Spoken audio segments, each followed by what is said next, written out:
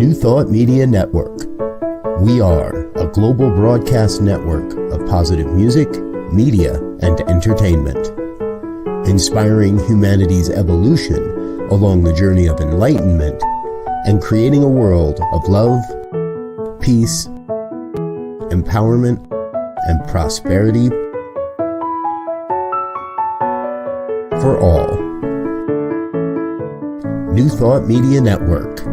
Positively inspiring.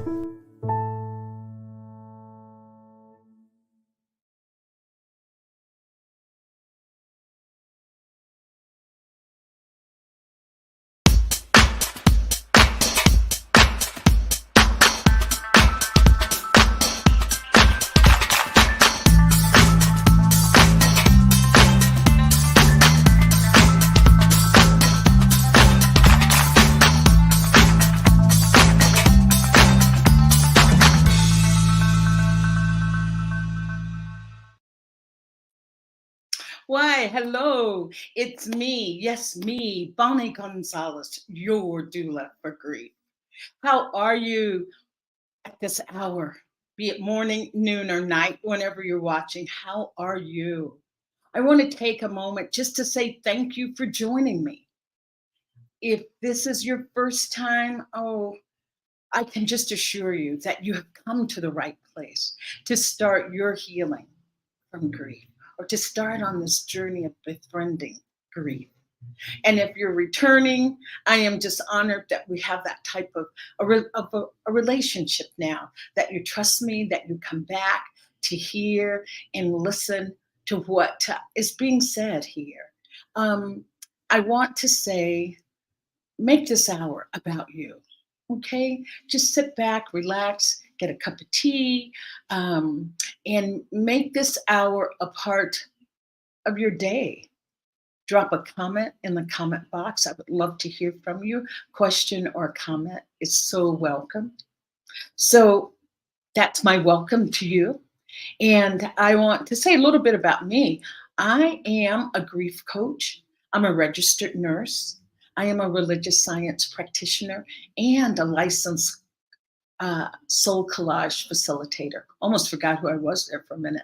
But anyway, most importantly, though, is that I am a human being right here on the planet with you, navigating these choppy waters of this thing called life and the smooth sailing of this thing called life. So with that said, I want to talk about our theme for our show today. And our theme is the healing, art as a healing modality for grief. Art as a healing modality for grief. So just holding that, because I think I should just back up a second and talk a little bit about what is grief, and just knowing that grief is caused by loss. Grief is the emotional response that we have to a loss. So knowing that grief is what loss is what we experience, and grief is what we feel. And that is my job. That is my mission here today. And every time that I am on, every time my program is on, that I am here to continue to move the needle of bringing grief out of the shadows of our lives and right into our daily conversations. Because the more that we can talk about grief, the more we normalize it. People too often are ashamed that they're in grief, or feeling that they should be over whatever the grief is. And as Bell Hooks says, we cannot heal in isolation. And an African writer, Sobonfu Somé, says it so lovingly, that we have to ask ourselves, have I grieved enough? Have I cried enough? Have I walked in nature enough? That there's no such thing as getting over grief. It's just moving forward with that loss that has led to grief. So wanting you to know that whatever you feel is truly normal, we're all like those individual snowflakes, just absolutely beautiful in our uniqueness. And therefore, our grief is unique. There's no cookie cutter stamp of approval or a way of showing up with grief. It is different for everyone. And so I just ask you to start to look at how you hold grief. And the more we can talk about it, the more we allow others to talk about it. So then we heal together collectively, we can heal together. And the other beautiful thing about grief is that it holds a superpower, and its superpower is healing. It is the very thing that we want, is this healing, but the way to heal is what we run from. So today we continue our discussion on grief. And I have just the most magnificent guest that you can ever imagine today to discuss with me art as a healing modality for grief. I have just the most beautiful guest, such a talented artist. And I want to say the other part that makes her even more beautiful is that she's my friend. So, uh, a friend. Oh my gosh, what's that old term? Friends with benefits, but not in that way. Friends that for a friend that has a benefit of being a beautiful artist and who's always willing to share her knowledge, her artwork with us and with me. And so my guest today is Constance Chapman. And just a little bit about Constance. Constance has a Master of Art in Women's Spirituality. She has a Master of Fine Arts in Creative Inquiry, an interdisciplinary arts program where she studied writing and painting. And Constance is also a licensed spiritual mind practitioner with Centers for Spiritual Living. That's where we met in Oakland. And Constance combines the work of intentional creativity with spiritual work to teach affirmative prayer in paint. Now that is creative. And Constance goes on to say that joy is her mantra, it's her call. Joy and play is what motivates her to paint and to share through teaching as well as learning and stretching her skills as an artist. And I want to bring Constance on to talk more about this beautiful bio and how she so enjoys painting. So help me welcome today to Your Doula for Grief, Constance Chapman. And a world-renowned artist. I'm claiming it for her. So welcome, Constance. How are you? I'm great, Bonnie. How are you? I'm fantastic, knowing that I have you here today and you have some beautiful artwork that you will share with us and also share your thoughts and life experiences on using art to heal some of your own personal losses. But before we get to that, Constance, I just want to ask you how you got interested or what opened you to the world of art? What opened you to the world of art? Well, that's an interesting question. My mom was a trained artist, but she stopped doing art to be a housewife, and so she was always very creative. But she had this thing that, at least the way I experienced it, my older sister sees it differently, but the way I experienced it was that she decided I was going to be the housekeeper and the cook, and my sister could be the artist. So I really felt discouraged from doing anything creative when I was a kid. And then when I was in my late 20s, my mom died, and that was a huge loss for me. And then I found myself in a situation where other people were dying around me as well. So I experienced like 5 deaths within about 3 years. Wow, And Constance. some people I was very close to, some people I wasn't. And so what it did was it's something. If I go to a, I'm going to do something and tell me if it changes my screen. Okay, am I still okay? Oh, you're okay. You're fine. You're absolutely beautiful. So, Yes. so I started writing poetry, Oh, and right. Yes. so here's this. Oh, my voice, silent for over 30 years, began to speak in voices that I did not understand. Voices bubbled up from the underground springs, meaning hidden by the cloak of forgetfulness. That was just one part of a poem. Mm-hmm. And I did a lot of writing of poetry at that time. And I also ran into a woman. I was living in Victoria, British Columbia at the time. A woman who had just finished her MFA and was starting her career as an artist. And I took an art class with her, and I just loved it.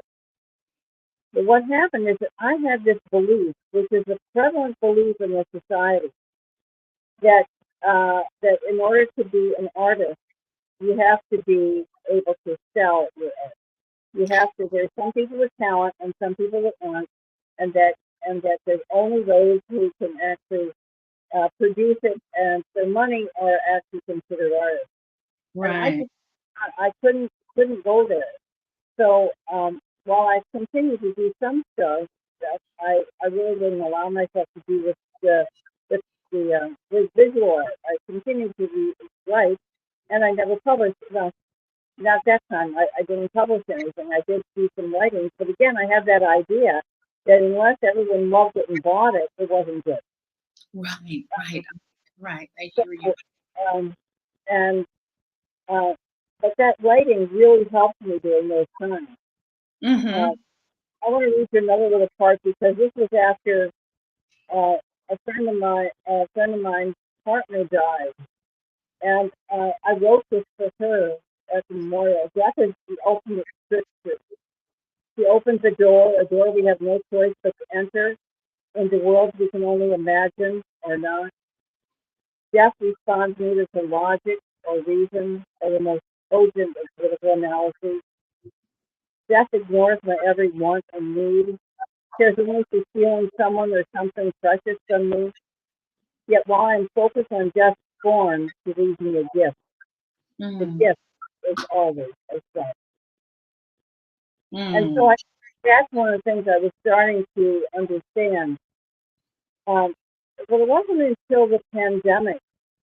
Um, so let me backtrack a little. So I kept painting, and I was doing some writing and some painting um, for myself. So let me show you one that I used, a painting that I did after I had broken up with someone that I really loved very much. So Jill, if you could see that first painting of the heart, uh, I, I can show that. Um, Yeah. and Oh, so the painting of the heart. Is that it? Yeah. It's a little muffled. You said the painting of the heart. of the heart, yes, Yes. Yeah, Joe, if you could show the painting of the, there you go. yeah. So that one, I was really, even though I broke up with this person, I was just heartbroken, and so I took this canvas and I just started throwing paint at it, Wow. and I was Literally throwing, Constance. just flipping off the paintbrush this way because it really helped move that grief out of my body, which I Wow. think which is the same thing that writing had done. You know, it allowed me to express those emotions in a way that otherwise was stuck. So I did that, and then I turned it. And Bill, if you can bring it back up again just for a second. Yeah. Um, I want when I had gotten that far where I had worked through it, I was able to see that you'll see when it gets up here, that at the Yeah. bottom there's vines growing up. So I knew that there was something new coming out of it. Right. Hey, Joe, can you bring the heart back? I'm going to take myself out because I think that makes the heart stand out. So if you can bring the heart back, that would be great. There you go. So you can see that in the bottom, you can see that there are vines starting to grow up from the bottom. Ooh, yeah. And so that was so even I did all of that, and not only did I throw paint, but then I did this technique where you can put a spray bottle on it and let it drip down. So it was like a tear coming down into that heart. and the anger and the fears and all of it just right there. And so, you know, whether it's a piece of art that would ever hang in a gallery is not the issue. So you can take a set down as well. But so that really just helped me work through uh, on a physical level. I was actually able to physically get some of that. Oh, can I make a comment Yeah, about heart with the little vines at the bottom, like growing up, yeah, correct? Um, there's this. I think we talked about this in another conversation, but our heart will actually grow what's called a collateral circulation when some of the right, major vessels have been occluded, that right, the heart will actually grow other tiny vessels around it. And that's what this painting reminds me of. You had a broken heart and it's starting to grow that collateral circulation. I'll right, quote, they'd start the healing process to yeah, happen. And I right. could really feel, like, when you said that about the tears coming down, it's like, yeah, Constance, that is just oh, how fortunate you were to have that to help you express Yeah, yeah, your yeah. I heartbreak. was able to. I had some materials, and I was able to do that.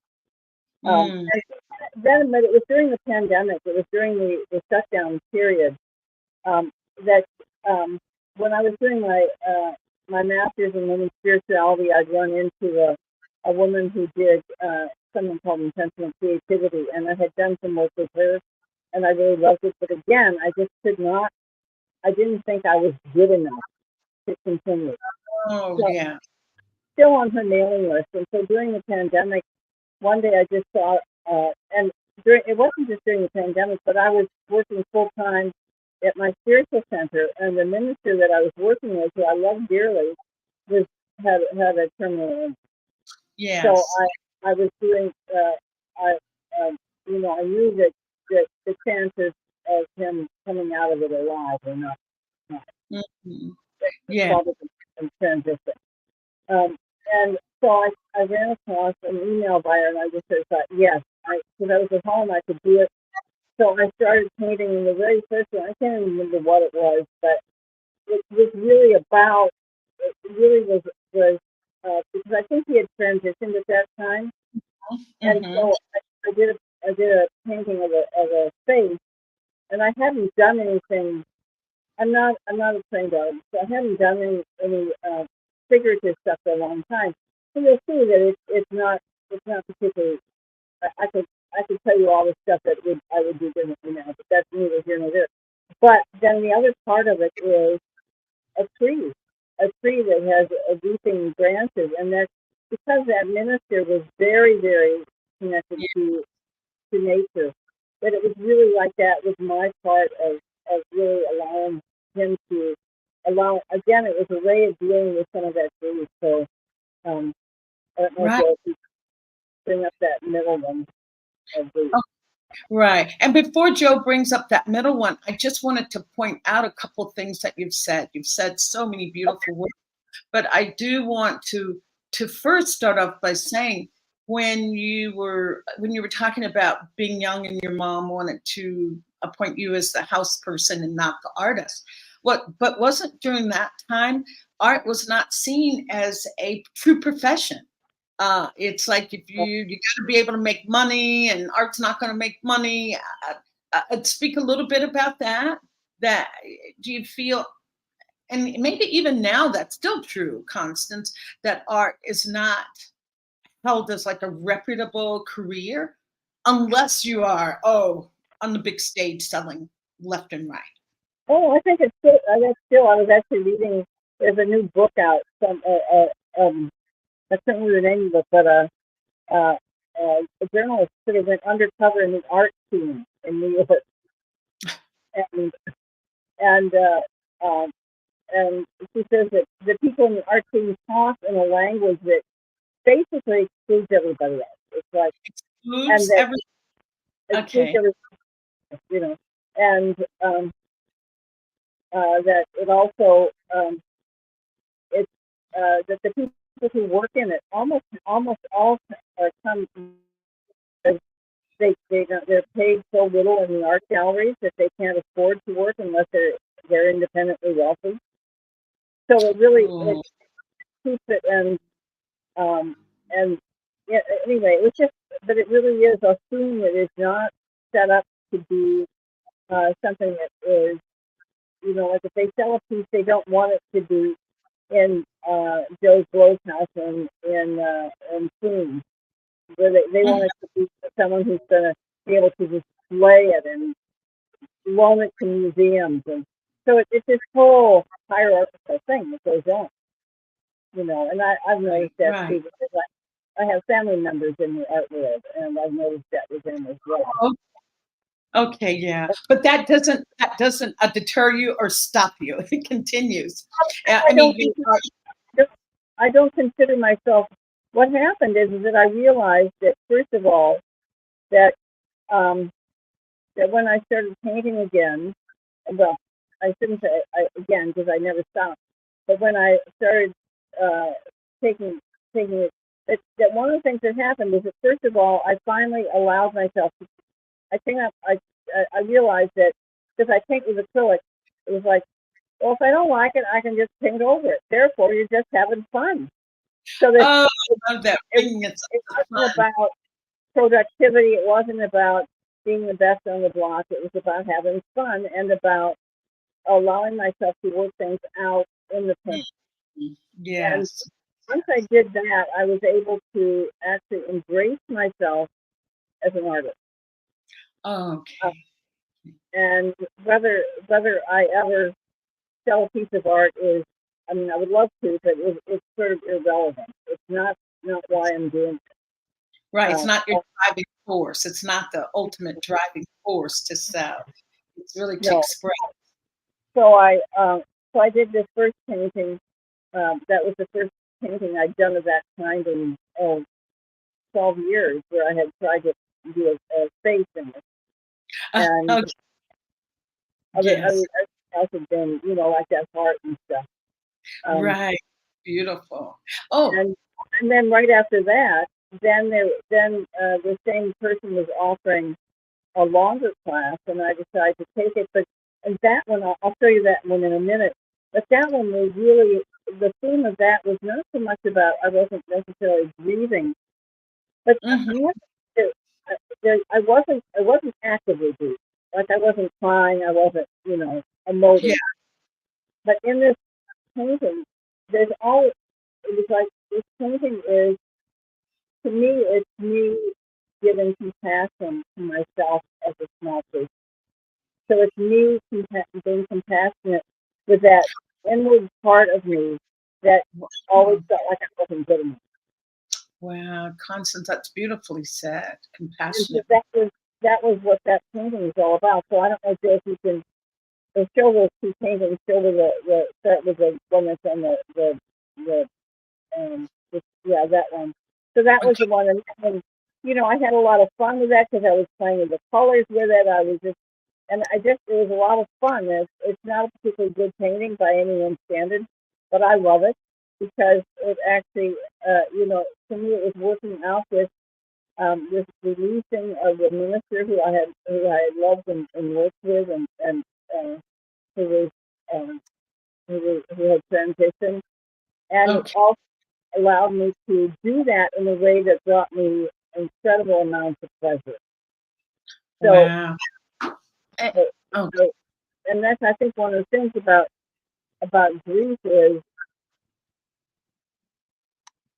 grief can be really overwhelming, as I'm sure you know. It can. I'm gonna have to ask you to say that again, Constance. I really just didn't hear you. Can you say that again? Said grief can be very overwhelming. Oh, okay. Oh, yes, yes, yes, Particularly yes. when it's fresh, if someone has just died, or even if it's it can be a pet. A pet death can be extremely overwhelming, Mm-hmm. and that isn't necessarily a time when you want to go out and play. But if you can do something that gives you a little bit of respite from it, because we Mm, can't. My experience is I can't stay in it all the time. I need to get a little bit of a break, and that way it can start to integrate for me. yes, yes, yes, yes. Oh, That's Constance. what the painting and the writing. And so the last painting I'll show you is Joe is the one you haven't showed, if you can show that. And so this is the one that I did, and this to me is the bird goddess presenting this little teddy bear, which is my inner child, with which is a symbol of compassion. And in the background, there's all these figures that are actually all the ancestors, all the people around me who have always supported me. So, so Yeah. again, that was the way of working through some issues. So that's what. So I ended up going on from. That's what. Thanks, Joe. So I went on from that and actually ended up doing training as an intentional creativity teacher, so that I could. Oh, I'm sorry. Yeah. I just wanted to ask a question though before we move on, while we still have the picture up. I was going to ask, do you remember what was going on in your life at that time when you painted that, or where did that, was there impetus for this particular painting? Were you doing some inner work, or what was going on? I was always doing inner work, but this was it was also during the pandemic. I was working but I was working at home. I was basically I can't remember whether the minister had transitioned at that time or not. But you know, I was the only other employee, full-time employee, so I was doing a lot to help things stay afloat at that time. So it was quite stressful. So Yeah. so I think that's where the compassion came in. I just had to be really compassionate with myself. Yes, yes, yes. And I love how you said the teddy bear was your inner child. So And when sweet. I have to tell you that the process of doing this is really interesting, because when I had in this when I do painting, there's often what's called underpainting, where you just get a free flow and this head, the bird head showed up in the free flow. Of the bird, the bird head, that head that is like a beak. Yes. That showed up in the underpainting. I see. Okay, in the underpainting. I just went with it and created this figure that went with it. And then it was like I wasn't sure what to do with it, and I had put that stump in, and I wasn't sure, and so I was talking to someone else who was doing the training that was one of the teachers, and I said, well, what do I do? And she said, ask the painting. Oh, wow. Wow, so the painting. So I've asked the painting, what does that want? And it said a teddy bear. Wow, beautiful. And then I realized that this was all about compassion. So so that's the other thing, is that I'm often asking the painting and letting the painting tell me what the messages are. And so I've done a lot of so I often write along with the painting. Okay, using both two modalities, painting and writing. Oh, thank you, Joe. Thank you. And Constance, before we move forward, though, I want to, still keeping that picture in mind. I love when you said in your bio that you love working with color, both vibrant and muted, and that you love mixing colors. And my palette is often set early in the painting. And then you go on to say, this isn't a conscious act of my will. I let my intuition guide me, and often delighted with the unexpected. So can you speak a little bit more to that about your color and allowing the intuition to speak? Well, Constance, let me ask you this. And how do you know if it's your intuition or not your ego that wants whatever to come out? How can you differentiate? I know. I'll tell you a story about one of the latest paintings I did, and this is a good example. I had done a painting last year, and I had I often follow, take a class online and follow someone, and part of this had been an exercise in trust, and so the teacher had it was a fairly big canvas, and and after we'd done some painting on it, we had the underpainting. She said, "Now I want you to take a color that is in the same palette but darker." And she said, "I want you to close your eyes. I want you to dip your brush, get a small brush, dip it in the paint, then close your eyes and just start making more. And then you only open your eyes to get more paint." So I did that. Oh, that's scary for me. I'm scared. I go, do what? And the first thing I saw was a snake. And then I saw there was a whole figure. There's a whole woman's figure there. And so that figure stayed. And I ended up doing the whole painting with it. So I was really in awe. I was just totally in awe. It was like, oh my God, I can't believe this happened. That this whole figure, Yes. because I was used to having some part of a figure show up and working from that, but to have the whole Right. figure. So on the winter solstice, I decided that I was going to start a painting, and I was going to replicate this process. So I did Right. that, and I did the back painting, and then I took my brush and I closed my eyes and I came up with this hot mess. That I mean, I say this hot mess. Other people didn't see it that way, but there was certainly no figure there. There was absolutely no figure there. So it just sat for the longest time, and I kept Right. looking at it. That's what I do sometimes. I'll just let the painting sit there and look at it. And it had two lines that sort of crossed like this in the middle of it. And finally I thought, those kind of look like that's the beginning of the eyes there. So I put the Mm. eyes in, and as soon as I put the eyes in, started laughing at myself because then the whole figure came in, and the whole face came in, and it really is the face of a very stern-looking person with eyes that are very stern-looking, but underneath all of that is this smile, this giggle, because but what it reminds me of is, anyone who's been a parent or has looked after kids, sometimes kids do really dumb things and they're really silly, but they're Yeah. wrong. And as a parent, or as a caregiver, you have to be stern and tell them and reprimand them or do whatever you do to them. But you really, inside, you just want to crack up laughing because it's so funny. Exactly. That's It's so exactly what the painting reminds me. Is that here? My will. I was wanting to will myself to replicate this process, and of course, what I ended up with is this figure telling me, "Yeah, no, just no. it's I not you. I Let it love go." I love that you can laugh at yourself and that the process can be entertaining. That it's not just all serious and to make this picture look. It's got to be this, that, or the other. It sounds as if you can let go and just relax into and letting the energy of the piece take its own course and bring you along. It's bringing you Yeah, along to it. yeah. So I'll give Yes. you another example. Just this past weekend, a woman. We had an auction last fall at our spiritual center, and I had put in a day in my art studio as a auction piece.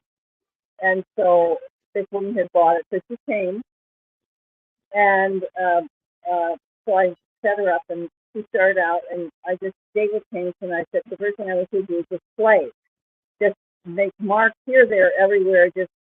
And she ended up with something that had looked like a portal of a minute. I had in my mind, I had something else that I was thinking about doing after we did this beginning underpainting. When I saw that portal, I thought no. And so what we did was I took her into a meditation Mm-hmm. and had her go through the portal and Oh. for uh, for symbols of things that symbolize what it is she wants to bring into her life. Oh, man, yeah, manifesting. And so Yeah. she came back out and she changed up the whole painting immediately and started putting all these other things. It turned out to be a magnificent. She'd never painted before.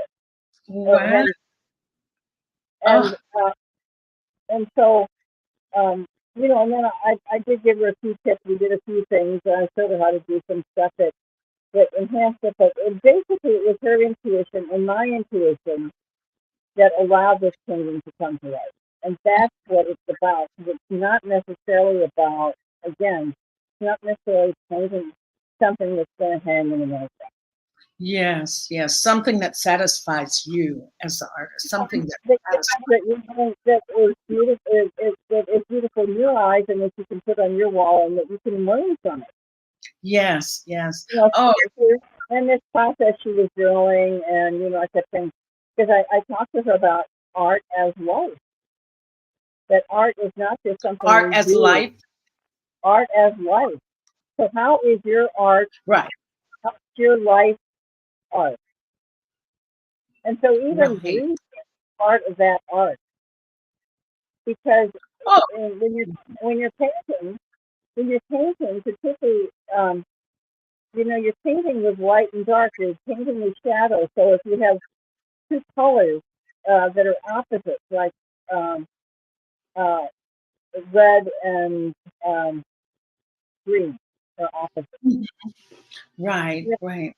If they're on the same, if they're next to each other on the canvas, they make both of them pop out. But if they start to merge, you get the shadow, you get the gray. Ooh, yeah. Do And the you? gray and the shadow actually allows the other stuff to pop out. It's like it augments the other versus overtaking it. Because I think when I think of shadow work, I think it's overtaking. But no, you're saying that it augments. That it's almost like like a yin and yang. Would you say? Well, yeah, I would say, and yeah, and Um, so yeah. yeah, so it's important to play when you're dealing with something visual. Playing with that light and dark is really, really important. Mm-hmm. And oh, I should say that you are an art teacher and instructor, and you study, was it intentional creativity or transformational creativity? I can't remember. It's called intentional creativity. So I'm a certified intentional creativity teacher. So I'm not And really a teacher. An art teacher is someone who teaches you how to paint a figure. Um, so I do that. I do a process just like I described on the weekend, where you know, I may have a few things that I can show you, but basically it's helping you get in touch with what it is that you want to say on the canvas and do it in a way that is visually pleasing. I like that, Constance. So you're not an art teacher, you're art instructor. You're someone that can help people paint. An intentional creativity teacher. So I'm And, a creativity coach, if you want to put right. it that Oh, I like way. that. So it comes in many forms. It may be writing, it may be art, it may be cooking. You know, cooking is an art. And that's Oh, actually, yes, yes, yes. It is an you know, art. It's an art. so that was the other thing. My mom was an incredibly good cook. And so she kept me in the kitchen. You see, it wasn't like she wanted me to dust the house because she hated that. I hated that. But I was in the kitchen with her, so I learned to cook. And she would take my sister out. I would take my sister out. So it was a Mm, really uninteresting thing in my childhood. But nonetheless, my sister is now a very good cook. And yeah, and okay. I want to do art. So we both come full Cook circle. as well. Good cook as well. Yeah. I've got some questions before I ask you the questions I have about art as a healing modality. I just wanted to go way back, circle back. When you were reading the poem, there was a little bit of part that I didn't hear, but there was something, and I wrote it down that you said. Oh gosh, maybe grief is overwhelming, or there was a part in your poem about death being overwhelming. Does that, I thought I made a note, not a gift. Let's read it again. Oh, death. Oh, I think you said death is the ultimate, and I couldn't hear any of that. So could you say that? Okay. Death is the ultimate trickster. Stricter? Trickster, like a trick, playing trick. Oh, a trickster. Yeah, that. that's what I wanted to ask you to speak a little bit more to your thought of death as a trickster. Well, it goes on. She opens a door we have no choice but to enter, Mm. in the world we can only imagine or not. Death responds neither to logic or reason or the most cogent of political analyses. Death ignores my every want and need, cares only for stealing someone or something precious to me. Yet while I am focused on death born, she leaves me a gift. The gift is always of self. And so that was something that I got quite early on as when I was in my early 30s, when I had all these people die. Is that is that I realized that, like, they were gone. I was left with this grief. I couldn't do anything. I couldn't bring them back. I couldn't do anything there. But there was always a gift in there for me. There was always something for me to learn. Yes, Constance. And I can grow from it. And yeah. That's how I see death as a trickster. Because the trickster in I'm not sure I'll get this absolutely correct, but the trickster in many cultures is an incredibly important feature, because the trickster is one who keeps us from getting too much into our heads, and death takes us out of our heads real quick. Yes. Oh, Constance, I'd love a copy of that poem. I would be so honored. I would love to share that with credit for that. And for me, when I think of trickster, it's like it shows up as one thing, but it takes you in another direction that you had not envisioned or planned. And I do so believe that, grief, just like that trickster, has gifts. I call it, the heaviness that shows up with all these bags. They're laden down with all this heaviness. But inside of those bags are presents or gifts for your life. And that's why it's so important that we are able to talk and share our feelings around death and things that we've been through, in our grieving process that have led us to new understandings. And gosh, Constance, I don't think we have enough time for enough time, because I've got like 6 little questions, and maybe I won't ask them all. Maybe I'll just ask you your opinion on a couple. I'll just pick them out. And this one is only because you just talked about this, and I think it so supports what you just talked about, that creating artwork can be enjoyable. It provides a welcome reprieve from your heavy bereavement. It enlivens, energizes, and nurtures your playful, childlike side. And it has been proven scientifically that the creation of art actually increases the serotonin levels in your brain, which helps fight depression. Do you want to say anything to that? Oh, your last piece of art, we didn't get to. Did we see the last piece? Yeah, we did. Okay, yes. Yeah.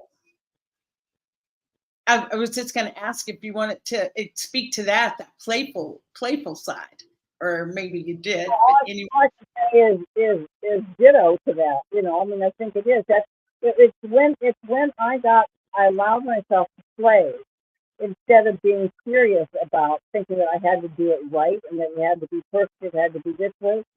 I had to let that go before I could actually embrace visual art as something that I enjoyed, because it is about enjoyment. It is about, when we're kids, we know that. I know when we're kids until we get it kind of. Remember how much fun finger painting was? Oh my gosh, yeah. Oh, and we used to take mud and a stick and draw things in the mud. That was It was super fun. It was messy and fun. Oh, absolutely. And that's exactly, and the other thing is that um, I do believe that when we're painting in a particular way, you know, if we're paying attention, if we're conscious of what we're doing, and we're Mhm. doing it with the idea of transformation, we can Right. actually we can actually transform some um, some of the trauma, some of the grief that's been in our life, Mhm. and Mhm. because it brings the whole body. It's a whole body thing, and we can Yeah. actually do things like put symbols on the paintings of things and that are things that we want to let go of, and we can compost them on the painting and turn them into something and turn them into something else. Just like that painting of the heart, where I did all the grieving and all the Growing up paint. You and, were and, paint. and those tears, and then then my intuition just said, okay, now that the flowers can start growing. Wow. Great. Yeah. Oh, right, Constance. Well, I've got one more for you. Okay. And tell me your thoughts. It's creative art can help you express emotions that are very hard to put into words. As one grieving artist put it, the most emotional connection I have to art is knowing that they are always there for me. So how do you feel with that? Oh, absolutely. That's what I found when I first started writing. Is that Oh, when I first started writing, um, and I was dealing with some really heavy stuff, mm-hmm, um, and I was just able to put emotions on in words that I hadn't been able to put. I wasn't able to talk about them because I was. I mean, mm-hmm, that's my life. I was very much into my left brain. I yeah, was an academic. I was, mhm. and um, so it was actually a way of allowing myself to express things that I couldn't express in another way. And the same with painting. Sometimes you can express things on there, even with Mm, the choice of colors and, um, just with whatever. And so, yeah. great, great. Okay, one last one because I want you to talk a little bit about what you're doing in the world. So this is our last one. Art gives you a feeling of empowerment, capability, and freedom that your grief tragedy may have robbed from you. Do you feel that art can give you that empowerment and freedom? Well, absolutely. It depends on where you're coming from. If you're coming from a place of I have to be perfect with it, it's not going to Oh, do that. It's just going to exacerbate that. Because that's one of the things that when I work with people, we work with the critic a lot because uh, the critic can be very strong and the critic can get in the way. Uh, yes, yeah. and so that's someone we work with. Um, um, but yeah, if once we can learn to work with the critic instead of letting the critic work us, Hmm. then if art, what in whatever form, can be extremely transformative. Hmm. Very, very good, Constance. Um, I said that was my last one, but I'll just say this, and I think you've already spoken to all these that I have written down, that creating images can help you express or cathartic cleansing or purging of intense emotional pain. That art can do that for you. And I think you talked about that freely in the heart that you had there, of Yeah, that being so cathartic for you to get those tears out, to yeah. say that heart was just And the anger, there's a lot of anger there too. So yeah. yes. And wow, Constance, just a beautiful art, a beautiful history. Thank you for sharing, and don't forget to share the poem with me. But I just want to say that I know you've just retired and have a new life opening up for you. And what are your plans going forward? Taking your art with you? Anything our listeners can contact you about, or what you're doing? Well, it's interesting. I got this realization the other night that I love doing it. I actually I had a wonderful time on Saturday, and I worked with this women all day in the studio. We had a lot of fun. She went home with something. The part that I don't want to do is create a business. That to me is work. I'm not willing to work right now. I'm sorry. Well, you're retired. You're only 6 weeks out. Maybe it's been 6 weeks. We'll have you back next, in a couple months to see where you are. But if someone wants some creativity coaching, I would be glad to do that. And they can contact me. But at the moment, like I don't have a website. I have a Facebook page that I've done nothing on. That's sort of where I'm at in terms of my retirement. I'll be absolutely transparent. I think you're enjoying retirement. There's no demands on your time. Okay, you do what you want when you want. Time, but I'm being very selective. It's like doing the part that, like, what I'm doing is enjoyable, and if it's not enjoyable, I don't want to do it. Yes.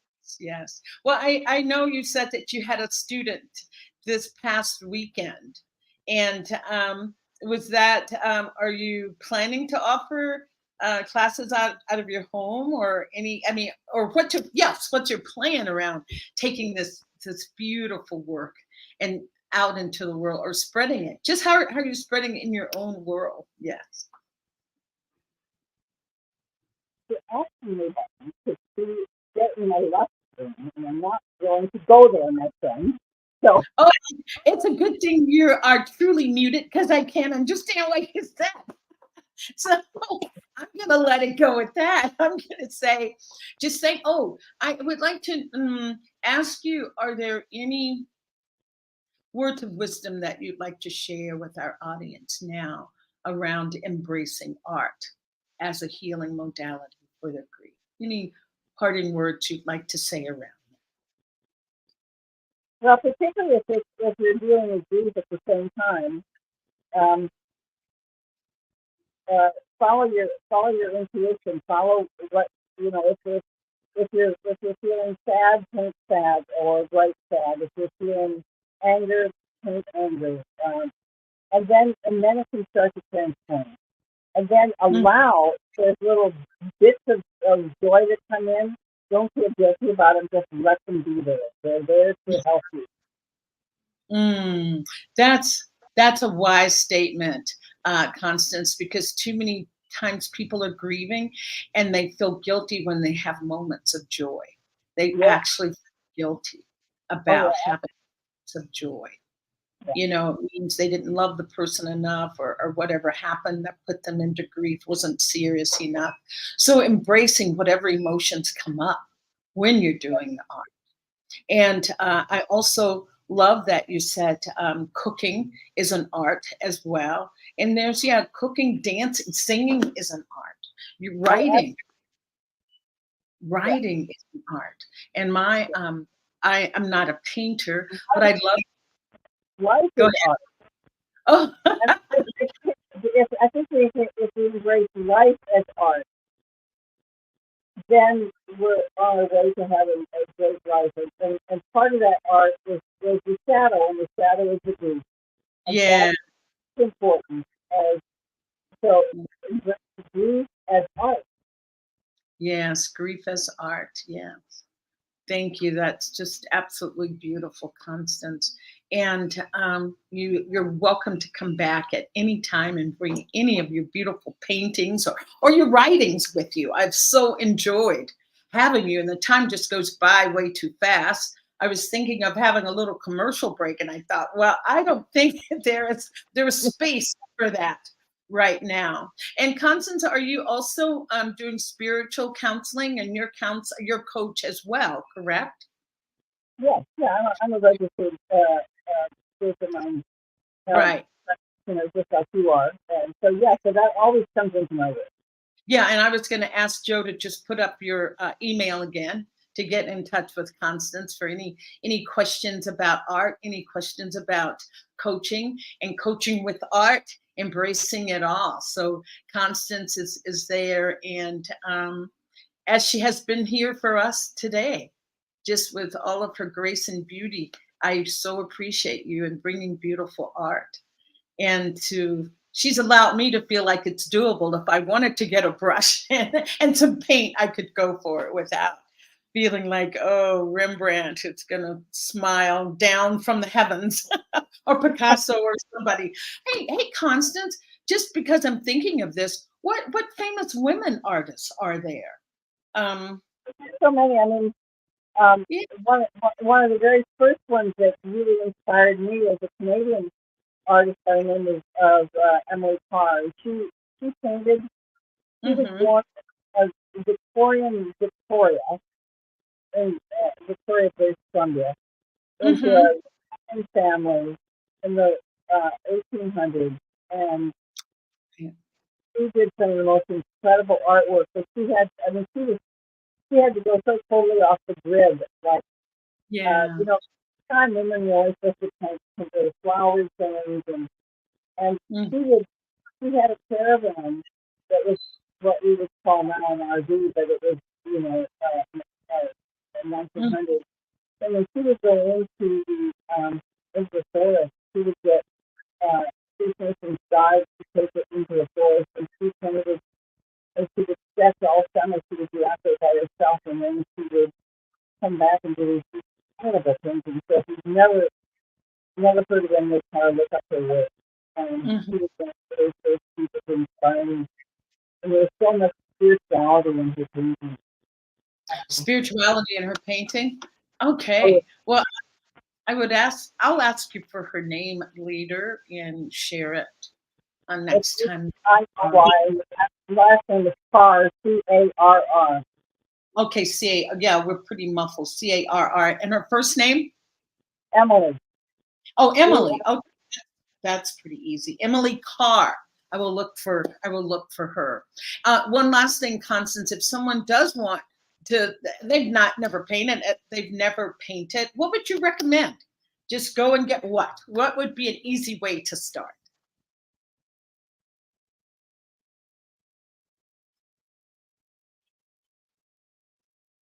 I wouldn't say there is a particular one way to start.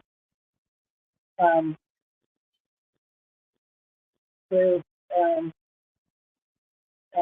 the person that I studied with is that does a lot of online classes. Is a woman named Silo Sophia, and she has an organization called Musea, MUSEA, and she does Okay. a lot of online classes. Mm-hmm. It depends on what you want. You can take art, traditional art classes at at community colleges. So, Mm-hmm. um, or Great. it just depends on what you want. A lot of people do crafts, and crafts is art too. Mm-hmm. It's just about how do you want to express yourself. Yes. Self-expression It's is about what. self-expression. Yeah. Yeah. Well, I was thinking painting because we've looked at your paintings, so that's why I say that. But you're so correct. It is a self-expression, however, or Yeah, whatever medium you choose to explore. right. So Right. I just want to thank you so much, my darling dear Constance. Thank you. And as I said, Constance is available for more dialogue. Just send her an email, and she'll be more than happy to respond, I'm sure. So I just want to take this moment to say thank you to everyone for watching. And my tagline for grief is don't do grief alone. Don't do grief alone. Picking up that paintbrush, you're not alone, or doing whatever form of self-expression that is within you, and try to engage others to join you if you can, because grief can be very isolating. So remember that, and we can't heal in isolation. So, as I always say in closing the show, I want you to go to the mirror right now, and I want you to look yourself in the eye right now and say, what do I need right now? What do I need right now? And whatever comes up, honor it and do it. And so until we're back next week, again, I'm Bonnie Gonzalez, your doula for grief. I am a grief coach, and you can reach me at Bonnie at yourdoulaforgrief.com. So I thank you all for watching, and come back next time for more dialogue around grief and its beautiful gifts. And thank you, Constance. Big love to everyone. Thank you. Ciao, ciao. See you next week.